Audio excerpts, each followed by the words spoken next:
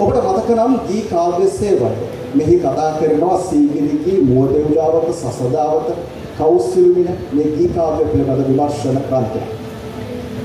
ඊට පස්සේ සියවස් ලකර අර්ථ දීපණී මුවදෙව්ලාවත අර්ථ දීපණී සිංහල ගීතයේ ඡන්දස් හා අලංකාර සිංහල කවියේ ශබ්ද අලංකාර මෙවැනි ක්‍රාන්ත රසක් ලියූ අපේ ආදරණීය හිතවතා කැලණිය විශ්වවිද්‍යාලයේ සිංහල අධ්‍යයනාංශයේ මහාචාර්ය විදේශ ඉන්දික සම්පත් මහත්මයාණෙනි ඔබටයි ගෞරව ඥාපනය.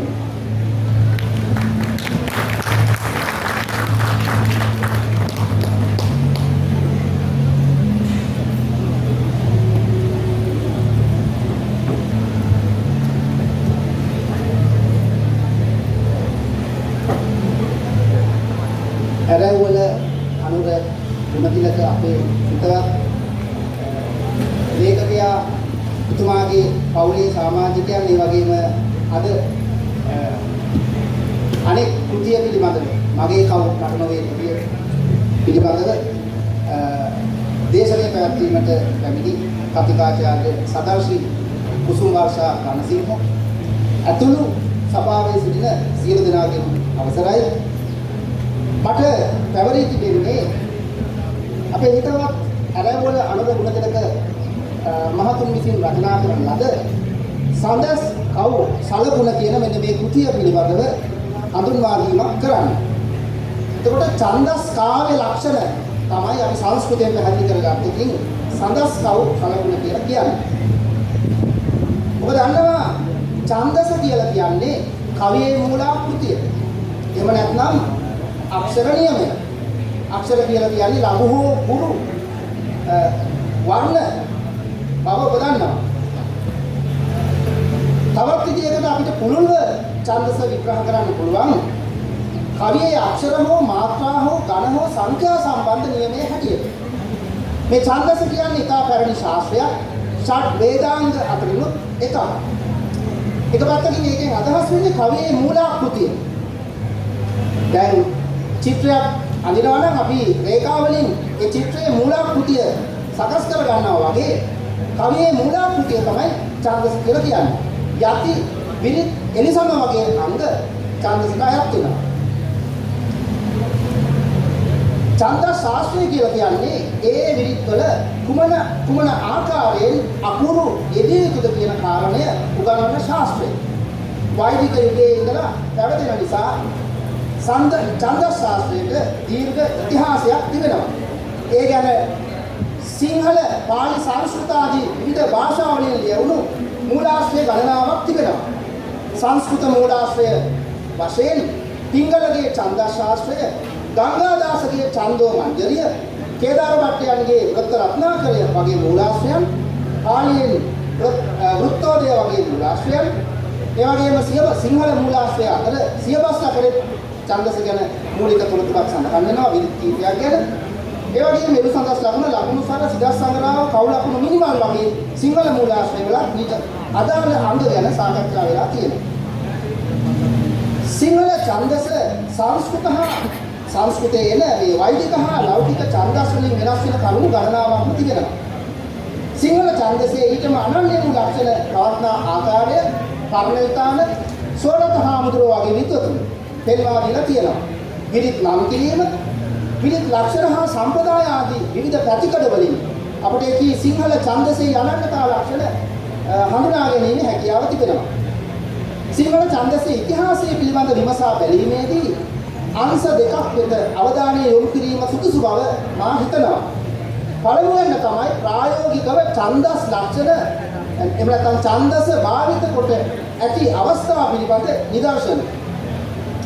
දැන් මෙහිදී වැදගත් වෙනවා සිංහලයේ පැරණිතම පද්‍යයේ හැටියට පරිණතාන හඳුන්වා දෙන අනුරාධපුර මරදන් කඩවල කොස්සගම කන්ද සෙල්ලිපිය යහගී විරිතේ ලියවුණු මහරජහ ගාමිණී අභය දෙවන පියස ආදී වශයෙන් වන ක්‍රිස්තුපූර්ව දෙවන හෝ තුන්වන සියවසකට අයත්යයි කියන පද්‍යය. ඒ වගේම දැනට ශේෂව ඇති පැරණිම හෙළ ගීය වශයෙන් ඒ.වී. සුරවීර මහත්මයා සාහිත්‍ය විචාර ප්‍රදීපිකාවේ හඳුන්වා තිබෙන ධර්ම ප්‍රදීපිකාවේ මංගල ගීතයයි සඳහන් දායි මාලේ දානගේ ඉන්සේ දාපු දායි මාලේ කියන පුරාණ වාක්‍ය චතුර්ථය. ඒ වගේම මහා වංශයේ සඳහන් වෙනවා විජය කුමාරයා ගොඩබට දවස් ලංකාවට සිරිසවත් වීම ඇහිච්ච මංගල ගීත රාවයක් ගැන. ඒ වගේම බුද්ධඝෝෂ හාමුදුරන්ගේ සුත්ත නිපාත අටක පරමත්ත දිවතිකාවේ සඳහන් වෙනවා ඇල්ගෙවිලියකගේ ගායනයක් පිළිබඳව. ඒ වගේම සීගිරිගී ඒ වගේම නිදර්ශන පද්‍ය හැටියට සමහර කෘතිවල දක්වලා තිබෙන ඒ පද්‍ය සහ පද්‍ය කොටස් අපට ප්‍රායෝගිකව ඡන්දස භාවිත කිරීමේ ඉතිහාසය අනාවරණය කර ගැනීමේදී වැදගත් වෙනවා. ඒ වගේම සිංහල ඡන්දස ඉතිහාසය විමසා බැලීමේදී වැදගත් වෙන දෙවන කාරණය තමයි ඡන්දස පිළිබඳව සෛද්ධාන්තිකව සාකච්ඡා වන මූලාශ්‍රයන් විමසා බැලීම. මෙතනදී අපට පැරණිතම මූලාශ්‍රයක් හැටියට අදහසක් ඇති කරගන්න පුළුවන්කම ලැබෙනවා. සියබස් ලකරේ ඔබ දන්නවා සියබස් ලකර දණ්ඩීන්ගේ කාව්‍යාදර්ශයේ සිංහල අනුවර්තනයක් හැටියට තමයි අනුරාධපුර යුගයේ පළමු වන සේන රජතුමා රචනා කරන්නේ. හැබැයි ආරම්භයේදී එතුමා කියනවා ඒ වන විට තිබිච්ච සිංහල ඡන්දස් කෘතියක් ගැන කලාගුරු සුළුපා වැසි වූ කුළු නුවණය කලනමිතේ වියතුන් ගාත්‍රි පියුම් ලකුණු ඈ කලාගුරු සුළුපායගේ අබේගීරියේ කියන අබේගීරියේ කියපු කල්යාණ මිත්‍ර කියලා ආමුදුරෝ කෙනෙක් පියුම්ගේ ආදී ලක්ෂණ විවිධ ලක්ෂණ සාකච්ඡා කරපු කෘතියක් ගැනයි එතුමා කිව්වේ. එතකොට සියබස් ලක්ෂණ ලියවෙනකොට මේ ඡන්දස් සංග්‍රහය සිංහලයේ උසස් ඡන්දස් එකතුවක් හැටියට ප්‍රචලිතව තිබුණා. හරියට අද එළුසඳස් ලකුණ අපි සිංහල වෘත්ත සංග්‍රහය හැටියට භාවිත කරනවා වගේ. සමහර විට ඡන්දස පිළිබඳ විරිත් සම්බන්ධ ඒ වගේ ප්‍රාමාණික මූලාශ්‍රයක් තිබුණා වුණා අලංකාර ඇතුළු ලක්ෂණ පිළිබඳව යාම අඩුවක් තිබෙච්ච නිසා ඒ අඩුව පියවීමක් හැටියට සියබස් ලකර කතුවරයා තමන්ගේ කර්තව්‍යයේ සිද්ධ කළා වෙන්නත් පුළුවන්. ඉතින් පළමුවෙනි සදෙහි 15 වෙනි ගීයෙන් තමයි ඒ ආකාරයට ඉති සඳස් කෘතිය හඳුන්වා දීලා තියෙන්නේ. ඊට පස්සේ ගී තුනකින්ම එහි ඇතුළත් වෙච්ච විරිත් කීපයක් ගැන සඳහන් කරනවා. පියුම් ගී දෙසතරට 12 පදනම් සහැලි ඇහැලිදු නම් පිළිු පැහැලි නම් අඹහැලි නම් දේ පිළි පිළියමු නම් සිටිනදී නම් යමික උණුසඳ වසම් සඳ නම් යාලි ගල සඳ නම සුන්නිස් යන්නේ කුඩුවක් දේවපාණී නමුදුවක් පද බඳුනේ නියරමේ. ඒක දැන් මෙතන කියනවා විරිත් 18ක වගේ නාමාවලියක්. හැබැයි පියුම් ගී කියන යෙදුම පියුම් සහ ගී විරිත් දෙකක් හැටියට ගත්තොත් අපට විරිත් 19ක්ම හඳුනා ගන්න පුළුවන්කම ලැබෙනවා. එතකොට මේ කියපු විරිත් අතර ගී විරිත් ගණයට වැටෙන විරිත් තියෙනවා, දෙපද සිව්පද වැනි විරිත් තියෙනවා, ඒ වගේම සහැලි විරිතුත් ගන්න ලැබෙනවා. මේ කියන ඇතැම් විරිත් සම්බන්ධව යම් අවිශේෂ තත්වයක් තියෙනවා උනත් බොහෝ විරිත් සඳස් ලකුණේ විරිත් වලට සමපාත වෙනවා. ඒ අනුව මාත්‍රා ඡන්දසයිති විරිත් වගේම ඝන ඡන්දසයිති විරිතුත් මිශ්‍ර ඡන්දස් ලක්ෂණ ප්‍රකට කරන විරිතුත් මේ අතර තිබෙන බව සලකන්න පුළුවන්. දැන් දේවපාණි වගේ විරිතක් ගත්තොත් ඝන ඡන්දසක නිදර්ශන කරන්න පුළුවන්කම තියෙනවා. ඒ වගේම සියබස් ලකර කතුවරයා මේ උකුටා දක්වා ඇති වෘත්ත නාමාවලිය ඒ සම්බන්ධයේ විරිත්වල ලක්ෂණ විමර්ශනය කිරීමෙන් සිංහල ඡන්දසෙහි අනන්‍යතා ගණනාවක්ම අපට හඳුනා ගැනීමට ලැබෙනවා. දැන් කාව්‍යාදර්ශයේ සියබස් ලකරේ මුල් කෘතිය කාව්‍යාදර්ශයේ පළමු වන සර්ගයේ 11 වෙනි ශ්ලෝකයේ මෙන්න මෙහෙම කියනවා පත්‍යං චතුස්පදී පච්ච වෘත්තං ජාති විති විදා. කියන්නේ වෘත්ත සහ ජාති කියලා මේ පද්‍යවල පිළි හතරක් තියෙනවා පද්‍ය ඒවයි වෘත්ත සහ ජාති කියලා ප්‍රභේද දෙකක් ඔහු පෙන්වා දීලා තියෙනවා. එතනින් වෘත්ත කියලා කියන්නේ ලඝුගුරු අක්ෂර රටාව. එහෙම නැත්නම් වර්ණ ඡන්දසෙහි නැත්නම් ඝන ඡන්දසෙහි ලක්ෂණ ප්‍රකට කරන්නා වූ වෘත්ත සම්ප්‍රදාය. අක්ෂර සංඛ්‍යා නිබද්ධං වෘත්තං යන්නේ තමයි හඳුන්වා තිබෙන්නේ. ඒ වගේම ඒ පාදවල මාත්‍රා ගණන නියම කර දක්වන විරිත් සම්ප්‍රදාය තමයි ජාති කියලා හැඳින්වෙන්නේ. මාත්‍රා නිබද්ධා ජාති. හැබැයි සියබස් ලකර කතුවරයා මේ ජාති සහ වෘත්ත කියන විග්‍රහය බැහැර කරලා තියෙනවා. මොකද සියබස් ලකර කතුවරයා කාව්‍ය ආදර්ශයෙන් පරිවර්තනය කළා හෝ අනුවර්තනය කළා ඉදිරිපත් කරන්නේ සිංහල කවියට අදාළ කරගන්න පුළුවන් සිද්ධාන්ත තමයි. එසේ නොවන අවස්ථාවල ඔහු එක්කෝ ඒවා බැහැර කරලා තියෙනවා නැත්නම් වෙනස් විදියකට ඉදිරිපත් කරලා තියෙනවා. එහෙම නැත්නම් ඒ සිද්ධාන්ත වෙනුවට සිංහල කවියට අනන්‍ය වූ සිද්ධාන්ත අලුතෙන් එකතු කරලා තියෙනවා. ඒ අනුව ගත්තහම මේ ජාති සහ වෘත්ත කියන දෙක ඒ අයිනින්ම සිංහල කවියට හඳුන්වා දීම අර්ථ විරහිත බව. කතුවරයා අදහස් කළ බව අපිට හිතන්න පුළුවන්. ඒ වෙනුවට තමයි ඔහු කල්යාණ මිත්‍ර හාමුදුරුවන්ගේ පොත සහ එහි ඇතුළත් විදිත් කීපයක් ගැන කතා කරන්නේ. හැබැයි අවසානයේට ඔහු දණ්ඩින් වගේම සංඝසේ වටිනාකම මෙන්න මේ විදිහට මතු කරලා තියෙනවා. ගැඹුරු කවි සයුරු වැදමේ බඳ සිතක් නැත. ඒ නැවවේ පියවමන් විසිත් ලතර මිනිරුවක්. ඒ කියන්නේ කාව්‍ය ශාස්ත්‍රයට ප්‍රවිෂ්ඨ වෙන කෙනෙකුට ඒ ගමන් කිරීම සඳහා වැදගත් වෙන නෞකාව තමයි ඡන්දස සඳස කියලා කියන්නේ. ඒ නෞකාවෙන් ගමන් කළා තමයි අලංකාර නැමැති මාණික්ක රත්න ළඟා කරගන්න පුළුවන්කම ලැබෙන්නේ. ඒක සිංහල සඳසට මේ ಜಾති වෘත්ත දෙක වෙන වෙනම අදාළ කරගන්න නොහැකි උනේ ඇත්ත වශයෙන්ම සිංහලයේ මිශ්‍ර ඡන්දස් ලක්ෂණ තියෙන නිසා. දැන් ඔබ දන්නවා සිංහල භාෂාව කියලා කියන්නේ මිශ්‍ර භාෂාවක්. අතන්ට ඒක සංස්කෘත භාෂාවට සමගාමීව පැවතුණු දෙමළ භාෂාවට සමගාමීව පැවතුණු තවත් පැරණි භාෂාවක් වෙන්න පුළුවන්. හැබැයි සංස්කෘත දෙමළ පාලි ඇතුළු භාෂා ගණනාවක් ඇතුළු කලින් කලට සිංහල භාෂාව වර්ධනය වෙලා තියෙනවා. විජය ඇතුළු සංක්‍රමණිකයන්ගේ ආගමන, මහින්දාගමනය වගේ ශාසනික සිදුවීම් ආදී හේතුවෙන් සිංහල භාෂා පරිණාමයේ සංකීර්ණතාන අපිට දකින්න පුළුවන්කම ලැබෙනවා. මේ එක් අවස්ථාවල සිංහල සඳසත් මිශ්‍ර ආකාර වලින් විකාශනය වී තිබෙන බව පේනවා. ඒ නිසා සිංහල සඳසේ ක්‍රමානුකූලව ඡන්දස් ලක්ෂණ ගොඩනගන ලද සංස්කෘතයේ වැනි ක්‍රමවත් භාවයක් නැහැ. දැන් පෙර කියපු ಜಾති සාවෘත්ත ලක්ෂණ මිශ්‍ර වේදී තිබීම ඒ වගේ එක්තරා අක්‍රමවත් ලක්ෂණයක් අපිට දක්වන්න පුළුවන්. ඒ වගේම සහන විරිතාදී ඇති ලක්ෂණ බොහෝ දුරට ප්‍රාකෘතික ඡන්දස් ලක්ෂණ අනුව සකස් වී ඇති බව පේන්න තිබෙනවා.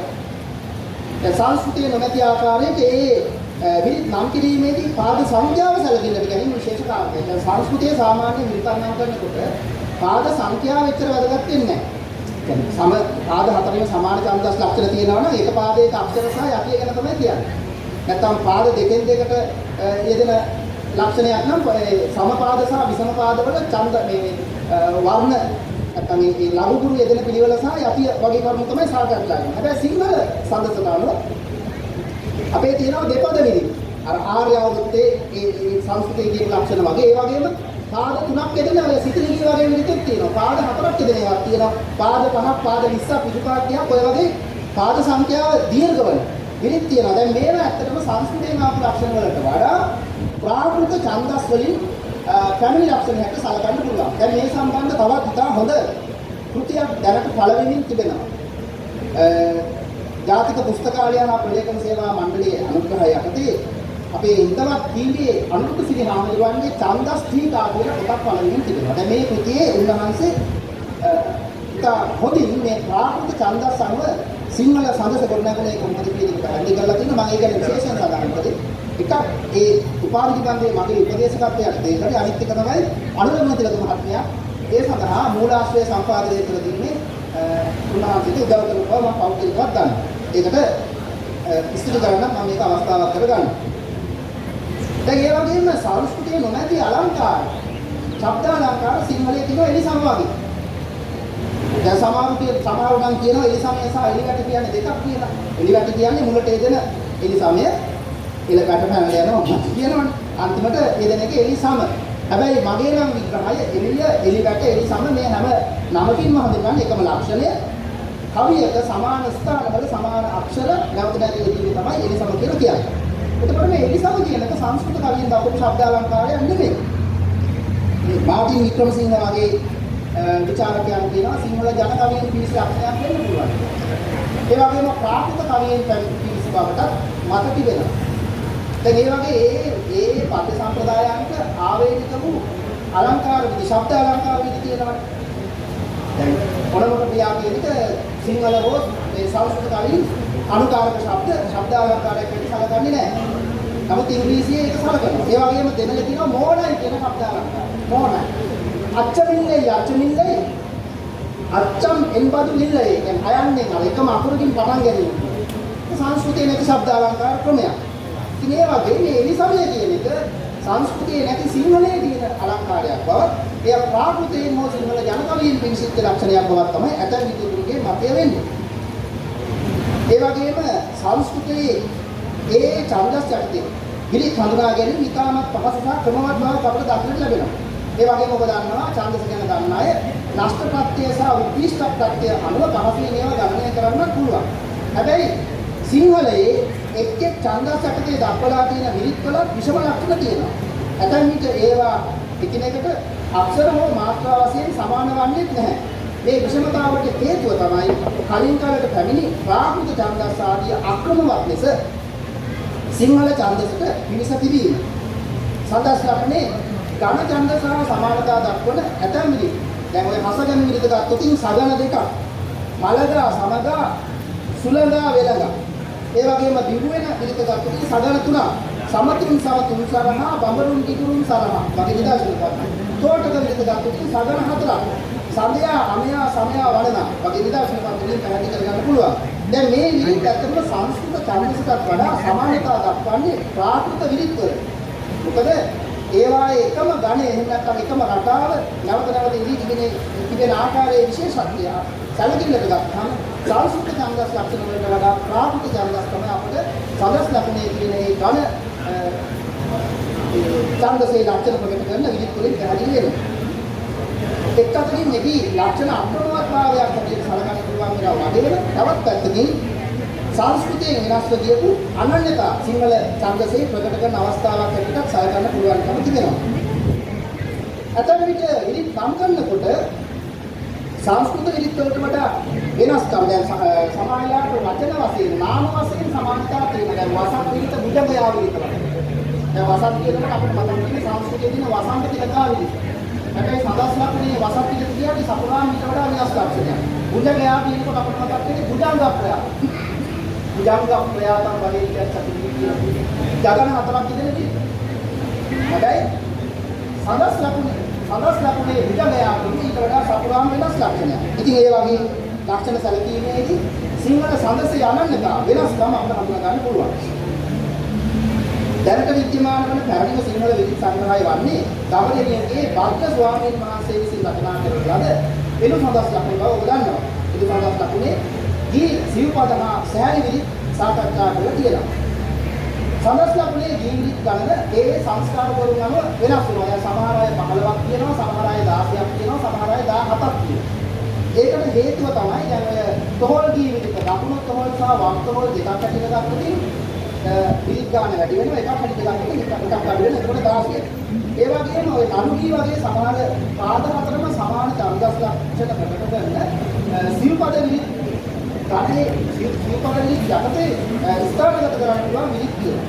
ඒකට ඒවයි ආදාන කරන ස්ථානගත කරවොත් විරිත් සංඛ්‍යාව තවත් එකකින් අඩු වෙනවා. මේ විදිහට 15 සිට 18 සංඛ්‍යාවකින් සඳස් ලකුණේ දී විරිත් නම් කරලා තියෙනවා. ඒ සංස්කාර වල ඒ වගේම සඳස් ලකුණු කටුවලයා ඡන්දස් ක්‍රම 14ක් යටතේ සිව්පද විරිත් සාකච්ඡා කරලා තියෙනවා. දෙපා කියන්නේ ඔබ දන්නවා සිව්පදයකින් භාගයක්.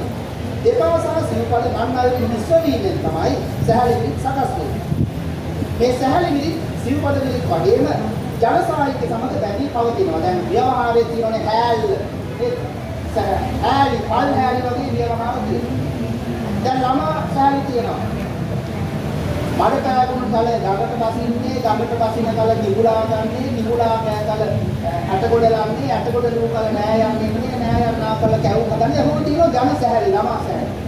මේ හැලි කියන්නේ මේ දිනු කලක් තිස්සේ සිංහල සාහිත්‍යයේ තිබිච්ච සිංහල භාෂාවේ තිබිච්ච වෘත්ත ලක්ෂණ.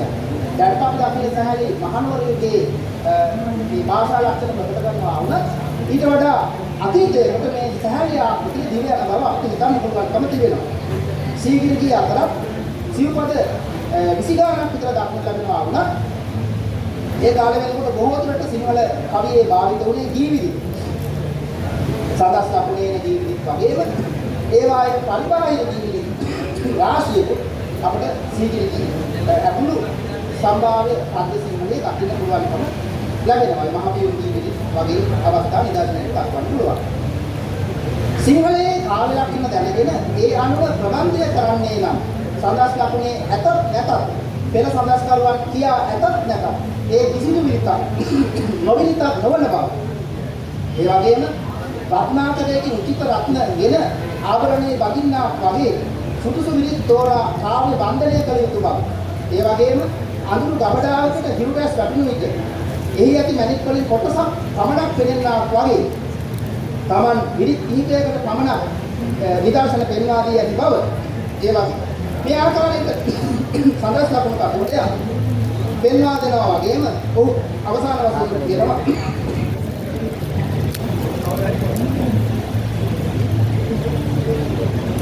Taman දක්වන්නා වූ විරිත් නම් මිනිමාලේ සිංහල කිල්වරන්ගේ ගෙලෙන් එහෙම රැඳේවා කියන ප්‍රාර්ථනය. දැන් මේ තියෙන්නේ සිංහල සඳස විරිත නැති. මිනිමාලය සිංහල කිල්වරන්ගේ ගෙලෙන් එහෙම විරාජමාන වෙන අවස්ථාවක්. මේ අරවල අනුර ගුණතිලක මහත්මයාගේ සඳස් කවුරු සලකුණ කියන කෘතිය. හොඳයි අපි එහෙමනම් මේ කෘතිය වෙත අවසාන විනාඩි කිහිපය යොමු වෙමු. දැන් මේ කෘතිය පිටු 600ක් වගේ ප්‍රමාණයකින් යුක්ත විශාල කෘතියක්. අකුර ප්‍රකාශකයන් තමයි පළ කරලා තියෙන්නේ. ඒත් අපි බලමු මේ අනුර ගුණතිලක මහත්මයා කොතනද ස්ථානගත කරන්නේ කියලා. මා දන්න හැටියට එතුමා විශ්වවිද්‍යාලයට යාමේ වරම් තිබුණා නැත්නම් ඒ අපේක්ෂාව තිබුණා. එතුමාට විශ්වවිද්‍යාලය අධ්‍යාපනය තුළ සාම්ප්‍රදායිකව මේ විරිත් ඡන්දස් ආදී ලක්ෂණ ඉගෙන ගන්න ලැබෙච්ච කෙනෙක් නෙමෙයි. එතුමා සාහිත්‍ය නැමැති පොතපත නැමැති අක්ෂරාවෙන් සරසවියෙන් තමයි මේ දැනුම ලබාගෙන තියෙන්නේ. මේ පොතේ මහා විනයතු ජේෂ්ඨ මහාචාර්ය සමන්තර රණසිංහ මහත්මයා ලියපු හැඳින්වීම අවසන් කරනවා හරි අපූර්ව විදියකට. එතුමා කියනවා මම දැන් මේ අවස්ථාවේ කටයුතු දෙකක ව්‍යවෘත වෙනවා. එකක් තමයි පශ්චාත්පාද නිබන්ධයක වාර්තාව. මම ඒක හරිය කැමැත්තෙන් අනුමත කරනවා. ඒක හොඳ අධ්‍යයනයක් නිසා. අනිත් එක තමයි මේ කටයුතු. විශ්වවිද්‍යාලයේ අවුරුදු 30 ගානක් උගන්ලා අධ්‍යක්ෂින් තියෙන මහාචාර්යවරයෙකු වුණ මට සම්මත උපාධි ක්‍රමයන් ඕනේ. ඒක උපාධියකට විශ්වවිද්‍යාලයට නියම කරන්න බෑ. හැබැයි මගේ හදවතින් මම උපාධියක් සඳහා මේ විදිහට නිර්දේශ කරනවා. ඒ තරම් වැදගත්කම් තියෙනවා කියලා එතුමා කියනවා. ඉතින් ඒ සියල්ලම අතරේ මේ මම දකින්නේ කොහොම ප්‍රියශීලී මානවවාදී මේ මිනිසෙක් හැටියට අරවල අනුකූලව මහත්මයා. මොකද මම කලින් කියපු විදිහට ඒ හාමුදුරුවන්ට මම කිව්වා මෙන්න මෙහෙම පොත් දැන් අපි මූලාශ්‍රයන් ගැන කියනවානේ. ඒකේ හාමුදුරුවෝ කිව්වා ඔය ශ්‍රීනාත් ගණේවත් සහ විමල් සානාය ලියපු අරුත් සහ සඳස කියන පොත. ඒ වගේම මෙතුමාගේ විරිත අරුත් සහ සඳස කියන පොතේ. ඒ ගැන කිව්වාම හාමුදුරුවෝ කතා කරාම කිසිදු මිල මුදලක්වත් ලබා ගන්න නැති නොමිලේව හාමුදුරුවන්ට පොත ලබා ගන්න ක්‍රමයක් හදලා. ඒක අපි ශ්‍රේෂ්ඨ ගතියක් වෙනවා. සමාජාට විශ්වවිද්‍යාලවල තියෙන පොත් දෙන්නේ. මම හරි නැත්නම් සමහර දේවල් කියන්න මම ඒක ඉගෙන ගන්නවා. හැබැයි ඒ අනුව ගත්තාම මේ වගේ ලේඛකයන්ට අපි ගෞරව කරන්න ඕනේ. ඒක එක කාරණයක්. අනිත් එක තමයි ප්‍රායෝගික වැඩගත්කම.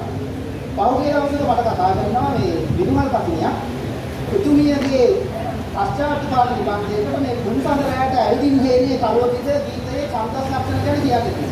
අනේ මම ඉතින් සෙනට් එකයි තව රැස්වීම් ගන්නවා කියනකොට මට ඕක ගමනේ කරන්න කරදරයි. දැන් ඉතින් යම් කාලෙක මමත් මේ ගීතාශ්‍රයෙන් විවිධ අලංකාරාදී ගැන කතා කරලා දැන් නම් මම ඉතින් ටිකක් පැහැර වෙලා ඉන්නේ. හැබැයි මම අනුරට දෙක මහත්මයා තරම් ඉතින් ගැඹුරට ගියේ නැහැ. කොහොමද ඉතින් කීපවරක් කතා කරලා ලැබුවා. කොහොමද අවසානයේ මම ගෙදර ගිහිල්ලා මම සාමාන්‍ය දෙයක් කවුරු හරි කෙනෙක් ඇහුවොත් මට පුළුවන් වුණොත් මම ඒක හොයලා හරි කියනවා. මෙතුමාගේ පොත පෙරල්ලා බලුවම දෙයිය දුන්නා.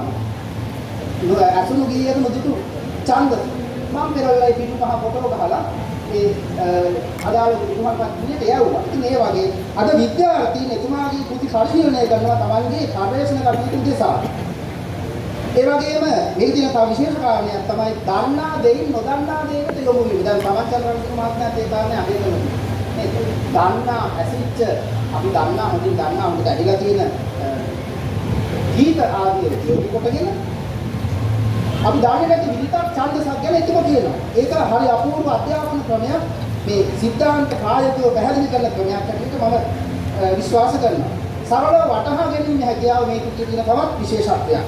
ඒ වගේම සෛද්ධාන්තික විග්‍රහයන්ට සීමා නොවි ප්‍රායෝගිකව මේ කරුණු පැහැදිලි කරන්න තරන්නා උත්සාහය. මට මතකයි අපි විශ්වවිද්‍යාලේ ඉගෙන ගන්න කාලේ මේ හරි කැමැති පරිශීලනය කරපු පොතක් තමයි ගා ආර්යපාල ගුණසේනගේ මේ වෘත්ත තරංගණී කියන පොත. ඒකේ ඒ සංස්කෘත විනි උදාහරණ ආශ්‍රයෙන් පැහැදිලි කරලා තියෙනවා. ඒ නිසා ඒක අපිට ගොඩක් වැදගත් වුණා මේ සරලව වටහා ගන්න. මේකේ ඊට වඩා වැදගත්කමක් තියෙනවා. මේකේ තියෙන නිදර්ශන මෙතුමා විසින්ම ප්‍රබන්ධය කරන ලද නිදර්ශන තමයි බහුතරයක් තියෙන්නේ. ඒ නිසා ඒක ප්‍රායෝගික වටිනාකමකුත් තියෙනවා. යම් සිද්ධාන්තයක් සමාජගත වෙන්නේ එය ඒ භාෂක සමාජයේ ඉන්න නිර්මාණකරුවන් භාෂකයන් භාවිත කරනවා. දැන් උදාහරණයක් හැටියට සිතාසංගරාවේ තියෙනවා සමහර සමාසවලට නේද? විදාකන දිවි ගොනගුල් කියයි ඉක්ු සයිල් කියයි එරුම් හස්තියයි අපි ඒවා පාවිච්චි කරන්නේ නැහැ. ඒවා අභාවයේ. ඒ සමහර විදිහකින් සඳස් ලැබුණේ ඒවා පාවිච්චි කරන්නේ නැතුවම අභාවයට ස්වරූපයක් දකින්න ලැබෙනවා. හැබැයි ඒවා පාවිච්චි කරන්න පුළුවන් කියන එක සමහර ලේඛකයන් ඉතින් කාලවල අපිට පෙන්වා දීලා තියෙනවා අවශ්‍ය කරන අපේ කල්ලාට පාවිච්චි අවස්ථා තියෙනවා. සමහර විදිහට ඒ වෙනකොටත් ඒ කාලශේඛරයේ ඉන්නේ වගේ පොත්පත්වල භාවිත වෙලා තිබුණා. ඒව භාවිත නොවිච්ච අප්‍රකට මිනිත් ගණනාවක් අලුත් විදර්ශනාස්ත්‍රයේ පැහැදිලි කරාම අභිලාෂයක් ඇති වෙනවා මේ ප්‍රජාව තුළ මේවා පාවිච්චි කරන්න පුළුවන් පාවිච්චි කළ හැකි අපිත් මේ අනුව කාර්යකරණයේ යෙදෙනවා මේ අධ්‍යයනය කරන්න ඕනේ කියන ඒ ශාස්ත්‍රීය හැඟීම සමාජගත කරන්න ඉතිමා සුසුක වෙලා තියෙනවා. ඉතින් මේ කෘතියේ අධ්‍යයන 10කින් වෙනවා. එකක් පළවෙනි එක තමයි කවිය ගැන පොදුවේ හඳුන්වන පළමු අධ්‍යයන, කාව්‍ය රසවින්දනය ගැන සාකච්ඡා කරන දෙවන අධ්‍යයන, සඳස් කව ලකුණු පොදුවේ පැහැදිලි කරන තෙවන අධ්‍යයන, ගී ලකුණු පැහැදිලි කරන සිව්වන අධ්‍යයන, සඳස් ලකුණේ සිව්පද ලක්ෂණ සාකච්ඡා කරන පස්වන අධ්‍යයන, දෙපා ලකුණු සැහැලි ආදී සාකච්ඡා කරන හයවැන්න, වර්ණ ඡන්දසය සංස්කෘත විදිහට සාකච්ඡා කරන සත්වැන්න, කාව්‍යක ඡන්දස විදිහට විමසුමක් ඒ කාරණා පිළිවෙල විමසුමක් කරන අටවැන්න, සම්මත සහ නව විරිත් අනුව බිහි කළ කාව්‍ය නිර්මාණ තුළ නවවන අධ්‍යයන, ඒ වගේම සමාලෝචනය දක්වන දසවැන්න. මේ හැම සිද්ධාන්තයකටම අදාළව නව ප්‍රත්‍ය ප්‍රබන්ධ ඉදිරිපත් කර තිබීම විශේෂත්වයක්. සමහර විට එතුමා දෝෂ සහගතව කවි ලියනවා. හැබැයි ඒ වැරදි පෙන්වා දෙන්නේ. මේ කාව්‍ය දෝෂ පෙන්වා දෙන්න ඕන නම් එතුමා වැරද්දට ඇතුව දෝෂ සහගතව කවි ලියලා මම කාල වේලාවකට කියන්නේ මේ වෙලාව නැති නිසා ඊට පස්සේ ඒක මෙන්න මෙහෙමයි වැරදි වෙන්න ඕන කියලා පැහැදිලි කරලා තියෙනවා. ඒක විශේෂ කාරණයක්. හැබැයි මේ කෘතියේ මම දකිනවා මෙන්න මේ වගේ කාරණා ටිකක්. මොකද අපි එක ආකෘතියකට රටාවකට එක රේඛාවක නැත්නම් ඒක ඒ හැඩතලයක් කෘත්‍යයක් කියලා හිතන්න පුරුදු වෙලා තියෙනවා. විශ්වවිද්‍යාලවල පහදාතු කාර්ය ආදී ඒවා උපදෙස් දීලා ඒවා බලලා ඒ වගේ තැනක අපි අතර වෙලා තියෙනවා. ඒ නිසා මේ කෘතියේ මේ පරිච්ඡේදයේදී මේ විෂමතා සමහර විට අනතිවිස්තයක් කියන තොරව කරුණු ඉදිරිපත් කරන අවස්ථා. ඒ වගේම සමහර කරුණු විග්‍රහාත්මක නොවේ. දැන් උදාහරණ දක්වනවා ඒක පැහැදිලි කරනවා මදි වගේ අවස්ථා. ඒ වගේම මූලාශ්‍රය ආශ්‍රිත ග්‍රන්ථ ආදී සමහර තැනක සඳහන් වුණා නම් හොඳයි කියලා මට හිතුණා. ඒ අර විශ්වවිද්‍යාල ආකෘතිය තුළ ඒ උපාධි නිබන්ධ ආදී ඒ ක්‍රමවේදය සම්බන්ධ ඒ යටතේ මේ ගැන විමසා බැලුවා. හැබැයි අවසාන වශයෙන් මම මෙන්න මේ වගේ දෙයක් කියන්න කැමතියි. මම මේ ඡන්දස ගැන අලංකාර ආදිය ගැන මූලිකව අධ්‍යයනය කරන්න ගත්තේ සාමාන්‍ය පෙළ විභාගයේ ලියලා උසස් පෙළ පටන් ගන්න කන්නකොට කාලේ නැත්නම් උසස් පෙළ අවසන් කරලා විශ්වවිද්‍යාලේ පටන් ගන්න උදා. ඒත් ඒ කාලේ අපි කියවපු පොත්පත් ටිකක් තිබුණා. සෙබේන් විද්‍යාඥයන් සාහිත්‍ය ඔය වගේ විරිත් ගැන අනිකුත් කාව්‍යාංග විචාර සිද්ධාන්ත ගැන කියවපු පොත්පත් තිබුණා. ඒ වාගේ විශ්වවිද්‍යාල උපාධි වලට නෙමෙයි ආලේශන හැටියට සංස්කරණ හැටියට නෙමෙයි සාමාන්‍යයෙන් පොදු ජන සමාජය වෙනුවෙන් පළ කරන කෘති. එතකොට අපේ මූලය අපි මේ ශාස්ත්‍රීය පිළිබඳ අධ්‍යයනය කරන්න අපොත් ලැබෙන්නේ ඒ වගේ පොත්. ඒ වගේ පොත් ගණනාවක් මට අදට මතක් කරගන්න පුළුවන්. මේ කෘතිය මම විශ්වාස කරනවා ඒ වගේ කාලයක මම කියවන්න ලැබුණා. සමහරවිට මගේ විෂයක් ශාස්ත්‍රයේ මම ඉගෙන ගන්න දේවල් ඊට වඩා පුළුල් වෙන්න තිබුණා. ඊට වඩා පුළුල් ප්‍රවේශයකින් මට ඡන්දස් අලංකාර ආදී මේ කාව්‍යාංග පිළිබඳව අධ්‍යයනය කරන්න ලැබෙන්න තිබුණා. එනම් බොහොම ස්තුතියි ඔබතුමාට සුභාශංසනය කරනවා. ඔබතුමාට ලේඛනය